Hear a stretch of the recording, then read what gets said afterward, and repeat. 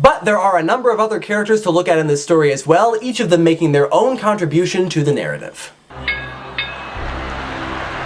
Now you might be wondering why we didn't make a separate category for the antagonist this time, and the reason for this is simple. In the book, the Wicked Witch of the West really isn't an antagonist. I mean, yeah, she's still a villain, but not quite to the same extent as she is in the movie. Basically, the witch of the book is just one of many obstacles that Dorothy and her companions have to overcome. She doesn't do much and is really only in the story for about 3 chapters. In the movie, the witch is a true antagonist, actively trying to keep Dorothy away from the wizard and capture her so that she can take those shoes. She's a constant presence, showing up at the very beginning and making appearances throughout the film. In the book, she's mentioned at the beginning, but we don't really see her until Dorothy and her companions enter the land of the Winkies. Even when she captures Dorothy, all she does is keep her and make her do work while she tries to steal the shoes. She can't threaten her or try to kill her because Dorothy is under the protection of the Witch of the North. With a kiss or something, I don't know. In fact, this is a problem throughout the entire book. Dorothy is under this protection, which is apparently omnipotent, and so she's never really put in any real danger. Why? Because Baum wanted to create a kid-friendly world, and therefore he had to render any bad guy ultimately ineffectual. The movie witch is actually really frightening. She's fully capable of killing Dorothy, and in fact, tries to do so. She's scared a lot of little kids. Including me.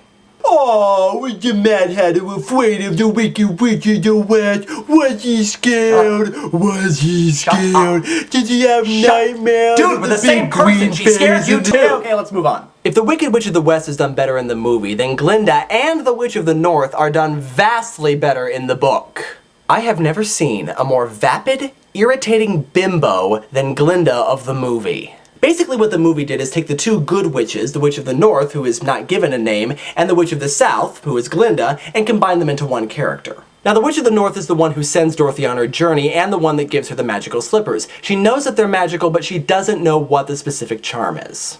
Glinda is the one who knows what the shoes can do, and so Dorothy and her companions must travel to the South to find out. But combining these 2 characters doesn't work. Why? Because if Glinda already knew that the shoes could take Dorothy home in 2 seconds, then why the hell did she send Dorothy on a journey to see the wizard where she could have gotten herself killed? Because she wouldn't have believed me. Ah, I see. Well, you do have a point, Glinda. For a girl who was just blown by a cyclone into this magical, colorful world, who has just acquired a pair of magical slippers from a woman who's crushed underneath her house, who has just seen an actual, for real, wicked witch, who has seen a bunch of little people who live in birds' nests singing and dancing, and who has just seen a woman appear by bubble, then the idea that a pair of shoes could take her home instantly is probably quite a stretch. Are you high? And here's the thing, Dorothy was allegedly supposed to learn this great lesson about how great home was, but as we already said, she already learned it. She had her great revelation before she even made it to Oz, so basically, Glinda sent her on this long and dangerous journey so that she could learn a lesson that she had already learned. This makes Glinda either completely clueless or a vindictive bitch. Either way, both witches of the book, even though they don't appear in the story for very long, are vastly better than this vapid excuse for a character. Wow, that was vehement. The other characters are all on about the same level. The wizard is pretty much the same in both versions, although I like the fact that Frank Morgan plays all of the major officials in Oz as well as the wizard. Aunt Em and Uncle Henry are given a little bit more depth in the movie, and I do like the characters of the farmhands that later become the companions in Oz. But none of them are really in the movie enough to pull a lot of weight. Also, the various groups of people are more interesting in the book. It's ironic that the minor characters of this book are better developed than the major characters, but when it comes right down to it, this book really is more about the land of Oz and the people in it than it is about Dorothy and her companions. The Winkies, the Munchkins, even the Flying Monkeys are given detailed histories and are just vastly more interesting characters than what we see in the movie. So overall, even though the movie definitely had the better villain, the book had the better everything else. But now, a category that's particularly interesting with this story, imagery. I say it's particularly interesting because both book and movie were groundbreaking in terms of their imagery. L. Frank Baum's stories for children were really unlike anything that had been seen up until that point. Though it was authors like Roald Dahl that perfected this formula, L. Frank Baum got it started. His Land of Oz was so rich and detailed and full of color that children fell in love with it, inspiring a small slew of sequels, 13 of which were written by Baum himself. The movie, as most people probably know, was groundbreaking in its use of color. Now, it certainly wasn't the first film to use color, but never had the colors been so vivid and realistic. And in a way, Baum's story was kind of made for this kind of technology. In the book, Oz is described as a land of color, in stark contrast to the grayness of Dorothy's Kansas. And if any of you have ever been to Kansas, then you know that that's a pretty apt description. The movie, of course, starts out in shades of beige, like a lot of movies at the time, and then, once we get our first glimpse of Oz, all of a sudden, boom!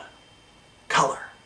Now true, the sets themselves were nothing spectacular, mostly matte paintings and plastic sets that looked more like they were out of a stage musical than an actual movie. But in a way, it kind of works, because see, technically this is supposed to be a dream, and so it would make sense that there would be elements of it that are not quite real. Also why the Scarecrow and the Lion look more like men in costumes than, well, an actual scarecrow or lion. Now like I said before, the book really is more about the land than it is about the characters. The Land of Oz is very elaborate, and Dorothy and her companions travel through a good bit of it, visiting 3 of the 4 quadrants as well as the Emerald City. All the people have histories which are explained, and everything is described with a fair amount of detail. The movie puts more focus on the characters in the story, and so it kind of glosses over these histories and details, which, to be fair, it kind of has to in order to work. But there is one aspect of Oz that the movie focuses more on the book, and it's again because Baum wanted to create a kid-friendly world. As such, anything that might be bad, like the Wicked Witch, is lessened either by making it comical or ineffectual. Everything else is bright and happy. Now the movie has plenty that is bright and happy too, I mean, it is a musical, but there are also a lot of really dark scenes. The forest where the lion lives is creepy, the wizard's chambers are intimidating, and the land of the Winkies is incredibly dark and spooky. The movie mixes in the dark with the bright and colorful, which is something that Baum was unwilling to do in his book. I mean, when you think about it, a lot of Oz is pretty screwed up, which is probably why Wicked is such a hard book to read. But the movie gives us a nice mix, showing us both the brightest and the darkest aspects of Oz, giving more depth and, ultimately, the better portrayal.